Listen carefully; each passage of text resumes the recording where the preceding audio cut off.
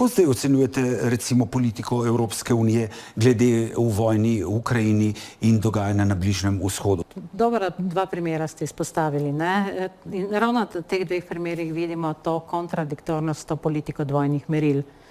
Na Bližnjem vzhodu, v Gazi, smo priča pač brutalnemu genocidu. In tukaj se politika evropska obotavlja, ampak ne ukrepa odločno. Medtem ko je proti Ruski federaciji sprožila že 2000 sankcij, proti Netanjahujevemu režimu ni sprožila niti ene same.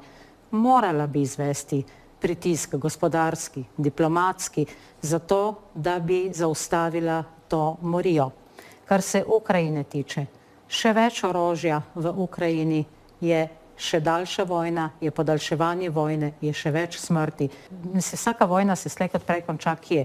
Konča se za diplomatsko mizo, za pogajalsko mizo. In k temu bi morala stremeti pravzaprav Evropska unija. Morala bi si prizadevati za nekakšno aktivno nevtralnost in Evropa ima priložnost in pravzaprav tudi dolžnost, da bi bila kot nekakšen mediator med recimo vse hujšo blokovsko razdeljenim svetom. Kajti veste, kako je to tisti, ki se nenehno pripravlja na vojno, bo vojno tudi imel in to zagotovo ni pot k miru. Najlepša hvala, da ste bili naša gostja. Hvala vam.